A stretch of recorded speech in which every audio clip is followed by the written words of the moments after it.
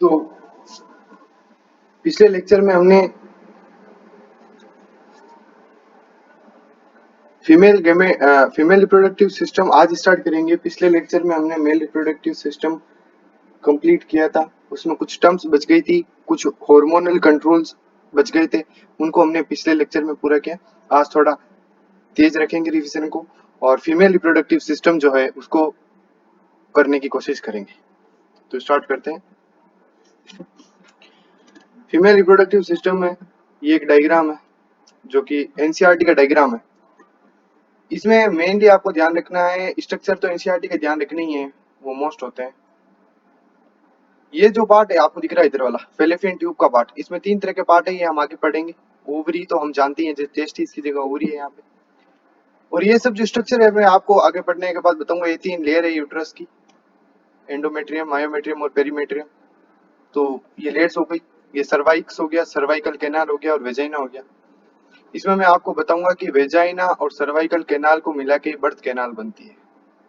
ठीक है, तो ये एक पॉइंट ध्यान रखना है, बाकी आगे देखते हैं, इसको जरूरत पड़ेगी तो निकालेंगे।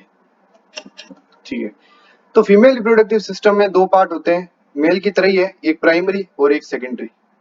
प्राइमरी वहां पर था टेस्टिस, क्योंकि वो स्पर्म सीक्रेट कर रहा था, यहाँ पर ओवरी है क्योंकि ये ओवम सीक्रेट करेगी। सेकेंडरी वो है जो कि पाथ हम बोल सकते हैं जिसको, जिसमें ग्लैंड्स आएंगी। तो पाथ में एसेसरी डक्ट हो गई, फिर एसेसरी ग्लैंड्स हो गई और एक्सटर्नल जेनेटेलिया हो गई। तो ये पार्ट्स हो गए। जहां पर मेल के थे, मेल का एसेसरी डक्ट, ग्लैंड और एक्सटर्नल जेनेटेलिया था, यहाँ पर फीमेल्स के बारे में पढ़ेंगे। ये था सेकेंडरी हो गया, और प्राइमरी में सीक्रेशन के लिए ओवरी हो गई। फिर हम बात करेंगे ओवरी की। वहां पर टेस्टिस की बात की थी, यहाँ पर ओवरी की बात करेंगे। ओवरी कहाँ पर, लोकेशन ओवरी की, तो ओवरी प्रेजेंट कहाँ पर है, लोअर एब्डोमिनल कैविटी में, पेल्विक रीजन में प्रेजेंट होती है ओवरी, ये याद रखना है। ओवरी की साइज जो है वो यहाँ पर लेस देन नहीं है, ये साइन, एक सेकंड, यहाँ पर लेस देन का साइन नहीं है, ये पे ये ऐसा कुछ नहीं है, ये सिर्फ एरो है। ये इसका मतलब ये होगा कि जो ओवरी की साइज है वो 2 से 4 सेंटीमीटर है और उसका शेप एलमंड एलमंड शेप की ओवरी होती है, जो कि हमने पीछे देखा ही है। ये ओवरी है, ये एलमंड शेप की दिख रही है हमें। ठीक है, और यहाँ पर हम देख सकते हैं कि ovary is associated with uterus and pelvic wall bye help of ligament. Ligament क्या है यहाँ पर, यहाँ पर हम देख रहे हैं कि लिगामेंट, लिगामेंट क्या है अभी मैं बताता हूँ आपको। पेल्विक वॉल से अटैच है यूट्रस के, ये हमने देखा है। और लिगामेंट क्या है ये मैं आपको अभी बता देता हूँ। देखिए, ये ओवरी जो है ये यूट्रस से यहाँ पर देख रहे हैं आप अटैच जो है ना यहाँ से, इस रीजन को लिगामेंट कहते हैं, इस रीजन को, इसे लिगामेंट कहा है। लिगामेंट से अटैच होती है ओवरी यूट्रस से, और ये पेल्विक रीजन से। ठीक है, ये यहाँ पर बोला है कि पेल्विक वॉल ऑफ यूट्रस से अटैच है by the help of ligament, ligament से अटैच है, ये इंपॉर्टेंट पॉइंट है।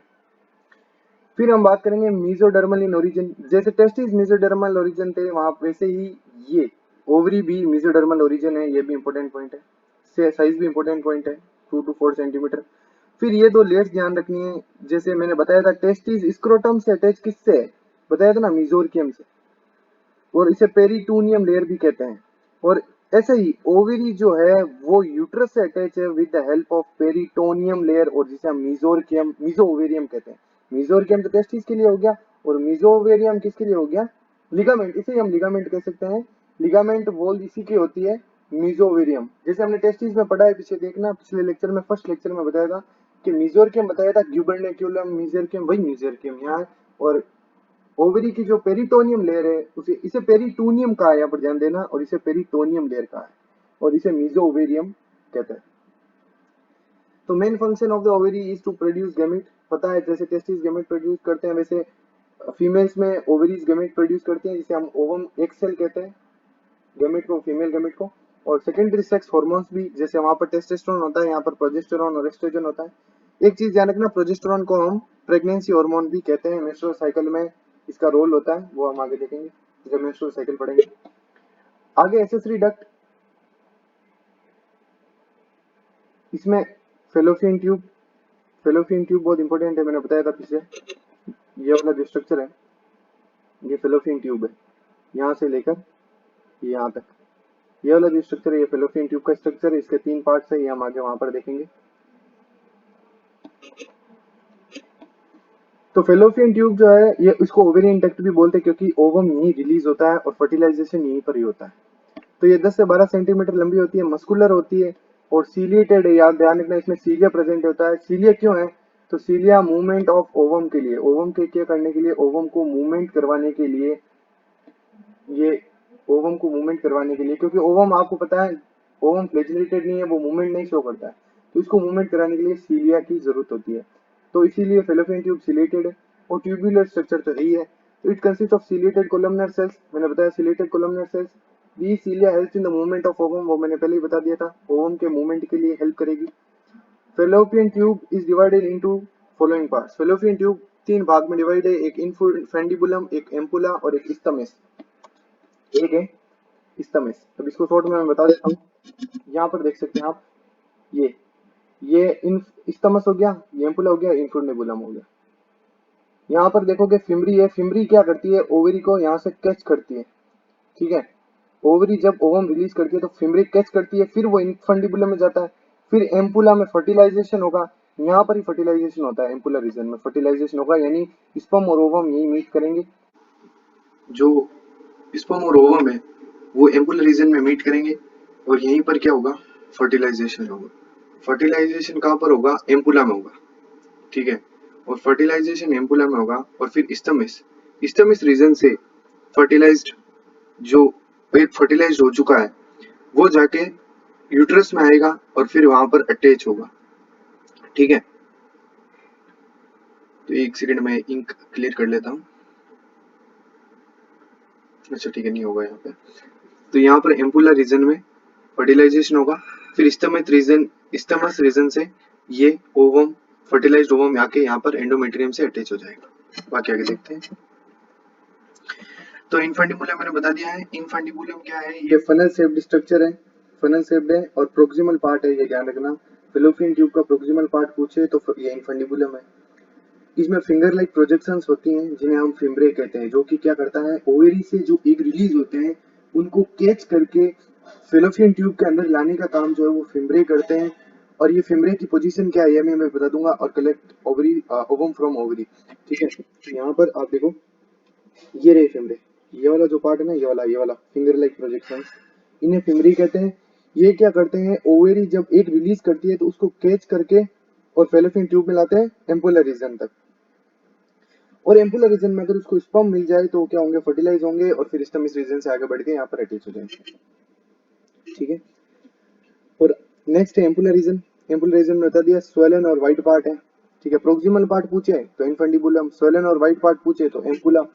अब एम्पुला की क्या खास बात है, ये व्हाइट पार्ट है फेलोपियन ट्यूब का, फेलोपियन ट्यूब का व्हाइट पार्ट है, यहाँ पर क्या होगा, फर्टिलाइजेशन होगा, यहीं पर फर्टिलाइजेशन होता है, ये इंपॉर्टेंट है, थोड़ा ध्यान रखना।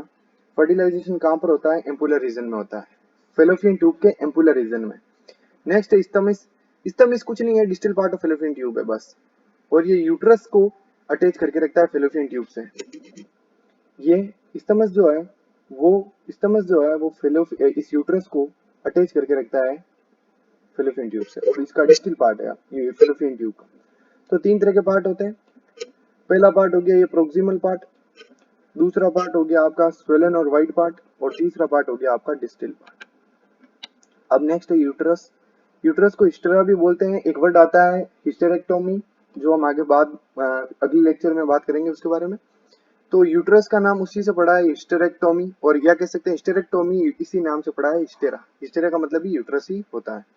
इसमें क्या होता है, मस्कुलर स्ट्रक्चर है और इसकी डायमेंशन जो है वो कुछ इस प्रकार से 7.55 और 2.5 सेंटीमीटर की है इसकी डायमेंशन। 5 ही 5 है, 7.5 2.5 और 5 सब 5 ही 5 है, बहुत इजीली लर्न हो जाएगा, ये डायमेंशन है इसकी। और पीरियड शेप्ड होती है, इन्वर्टेड पीरियड शेप्ड स्ट्रक्चर इसकी, यहाँ पर मैंने लिखना भूल गया, इन्वर्टेड पीरियड शेप्ड स्ट्रक्चर होती है और सिंप्लेक्स टाइप होता है ह्यूमंस में। इसका जो यूट्रस का टाइप है वो सिंप्लेक्स टाइप ह्यूमन में मिलता है, ये भी याद रखना, ये भी इंपॉर्टेंट है, स्टेटमेंटल या फिर डायरेक्ट क्वेश्चन भी आ सकते हैं इस पे। अब फेलो यूट्रस जो है वो तीन पार्ट्स में डिवाइडेड है। पहला पार्ट है फंडस, दूसरा है बॉडी और तीसरा है ये रहा अपना सर्वाइक्स। तो फंडस पार्ट क्या है, सिंपल है, फंडस पार्ट तो एक डोम शेप स्ट्रक्चर है, सिंपल। फंडस जो है वो सिंपल डोम शेप स्ट्रक्चर है, ये रहा फंडस। ये वाला जो पार्ट है ना, ये वाला फंडस है, ये वाला पार्ट फंडस है।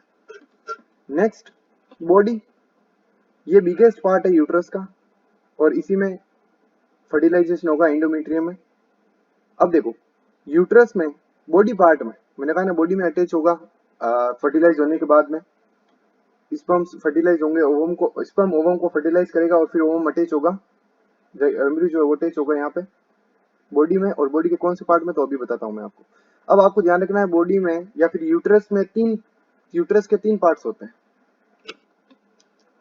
एक पेरीमेट्रियम, दूसरा मायोमेट्रियम और एंडोमेट्रियम। ये मैं कहूँ ना लेयर्स ऑफ यूट्रस है, पार्ट्स नहीं है, लेयर्स ऑफ यूट्रस है। ठीक है, सबसे जो आउटर मोस्ट है वो पेरीमेट्रियम है, फिर मायोमेट्रियम है मिडिल वाली, और फिर सबसे अंदर वाली है एंडोमेट्रियम। ये आउटर मोस्ट है, ये अनस्ट्रिप्ड मसल्स हैं, ये ध्यान रखना। मायोमेट्रियम में अनस्ट्रिप्ड मसल्स होती हैं और ये मिडिल पार्ट है, और इसमें स्मूथ मसल्स होती हैं and help in contraction during parturition, ये इंपॉर्टेंट है।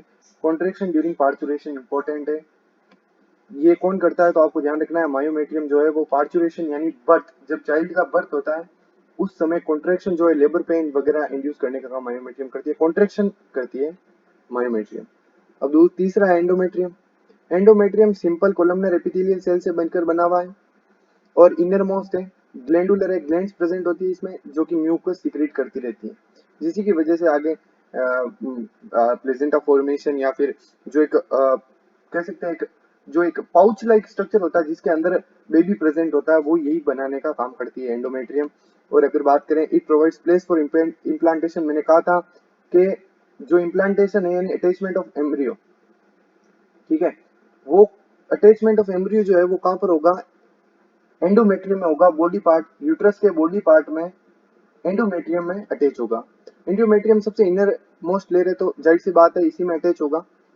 तो ये भी एक इम्पोर्टेंट पॉइंट है, ये भी एक इम्पोर्टेंट पॉइंट हो गया कि जो अपना फर्टिलाइज्ड एग है वो अटैच कहाँ पर होगा, इम्प्लांट कहाँ पर होगा, ब्लास्टोसिस्ट फॉर्म में होता है। ये पिछले लेक्चर में हमने बात कर ली थी। अभी ये है कि अटैचमेंट कहाँ पर होता है, इम्प्लांट होता है कहाँ पर है तो एंडोमेट्रियम में होता है, इंपॉर्टेंट पॉइंट था। और एक हम जानते हैं मेंस्ट्रुएशन के दौरान जो ब्लड रिलीज होता है वो यूट्राइन वाल के, जो यूट्राइन वाल होती है वो डिस्ट्रक्चर होती है, उसकी वजह से वो ब्लड रिलीज होता है और वो भी एंडोमेट्रियम पार्ट में से ही होता है, एंडोमेट्रियम पार्ट का ही होता है। नेक्स्ट पार्ट है यूट्रस का सर्वाइक्स। सर्वाइक्स एक लोअर और नैरो पार्ट है यूट्रस का, जिसमें सर्वाइकल कैनाल और जिसे हम सर्विक्स कैनाल भी कहते हैं, सर्विक्स कैनाल जिसे हम सर्वाइकल कैनाल भी कहते हैं। और structural canal consist of two strong स्फिंक्चर।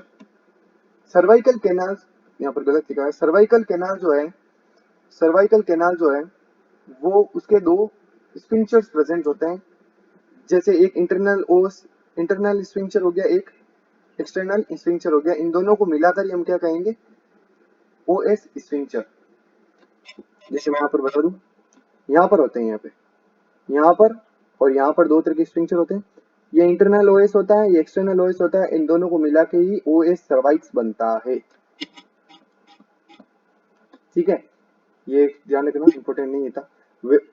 Vagina, एक और चीज मैं आपको पीछे बता दूं, अच्छा अभी बताऊंगा इसमें, ये वेजाइना पढ़ाने के बाद बताऊंगा कि यूटेरस जो है उसमें सर्वाइकल कैनाल और वेजाइना, सर्वाइकल कैनाल जो हमने पीछे अभी पढ़ा है और प्लस अभी जो हम पढ़ने वाले हैं वेजाइना, वेजाइना, इन दोनों को मिलाकर ही हम, इन दोनों को मिलाकर ही क्या कहते हैं, बर्थ कैनाल, बर्थ कैनाल, इन दोनों को मिलाकर बर्थ कैनाल कहते हैं। ये भी इंपॉर्टेंट क्वेश्चन है, सो ये भी देख लेना। नेक्स्ट वेजाइना मस्कुलर स्ट्रक्चर है, इसमें क्रिएटिनाइज्ड स्ट्रेटिफाइड एपिथेलियम सेल्स प्रेजेंट होती हैं। कोपुलेटरी ऑर्गन है, हम जानते हैं फीमेल्स में। और ये ध्यान रखना इंपॉर्टेंट है, क्रिएटिनाइज्ड स्ट्रेटिफाइड एपिथेलियम, क्रिएटिनाइज्ड स्ट्रेटिफाइड एपिथेलियम से मिलकर बना हुआ होता है वेजाइना, तो ये इंपॉर्टेंट है थोड़ा। और इसमें कोई ग्लैंड्स प्रेजेंट नहीं होती है, सबसे बड़ी बात है इसमें कोई ग्लैंड्स प्रेजेंट नहीं होती है। तो ये ध्यान रखना कौन सा पार्ट है जिसमें कोई भी ग्लैंड नहीं होती है फीमेल रिप्रोडक्टिव पार्ट में, तो वेजाइना ही है जिसमें कोई ग्लैंड प्रेजेंट नहीं होती है। एक याद रखना, नॉन क्रिएटिनाइज्ड स्ट्रेटिफाइड एपिथेलियम से मिलकर बना हुआ है, ये स्टेटमेंट में आ सकता है। और कोपुलेटरी ऑर्गन, और इसमें लैक्टिक एसिड बैक्टीरिया जो है यानी लैक्टोबैसिलस बैक्टीरिया, वो इसका मीडियम जो है यूट्रस का या वेजाइना के सरफेस का वो एसिडिक कर देते हैं। और हम जानते हैं इसी वजह से जो स्पर्म होते हैं वो बेसिक मीडियम ज्यादा रखते हैं ताकि वो क्या करते हैं, इसी एसिडिटी को क्या कर सके, वो न्यूट्रलाइज कर सके। तो ये भी इंपॉर्टेंट पॉइंट है एक तरह का कि वेजाइना के सरफेस पे लैक्टिक एसिड बैक्टीरिया होते हैं जो उसकी सरफेस को क्या से बना के रखते हैं, एसिडिक, ताकि, और क्यों रखते हैं ऐसा एसिडिक इसलिए रखते हैं ताकि वो किसी भी इंफेक्शन से बचा सके यूट्रस को किसी भी इंफेक्शन से बचाने के लिए वो बैक्टीरिया उसकी सरफेस को एसिडिक मीडियम देते हैं और इसको इन्फेक्शन से प्रोटेक्ट करता है। लेकिन जब मतलब कोपुलेशन के दौरान क्या होता है कि स्पर्म जब एंट्री करते हैं तो वो एसिडिक मीडियम में सर्वाइव नहीं कर पाते, इसीलिए हम जानते हैं कि स्पर्म जो है वो बेसिक मीडियम होता है, 7.2 से 7.8 स्पर्म का बेसिक मीडियम होता है। अब इसके फंक्शन क्या है, तो ये कोपुलेटरी ऑर्गन है, कोपुलेशन में हेल्प करता है, ठीक है। दूसरा इसका फंक्शन है, मेंस्ट्रुएशन के दौरान ब्लड यहीं से ही पास होता है, वेजाइना और सर्वाइकल कैनाल को मिलाकर हम क्या कहते हैं, बर्थ कैनाल। अच्छा मैंने लिख दिया था, कोई बात नहीं, यही बर्थ कैनाल है, पॉइंट में लिखा हुआ है। तो आज का लेक्चर यही खत्म होता है। बाकी थोड़ा बचा है, इसमें कुछ टर्म्स बची हैं, एक्सटर्नल जेनाइटेलिया बच गया इसका, और कुछ टर्म्स बच गई हैं, हिस्टेरेक्टोमी वगैरह जो भी है, नॉन कैंसरस ट्यूमर्स आदि जो है वो हम पढ़ेंगे, जो कि कई एग्जाम्स में पूछे जाते हैं। तो ठीक है, आज का लेक्चर यही खत्म करते हैं। Thank you.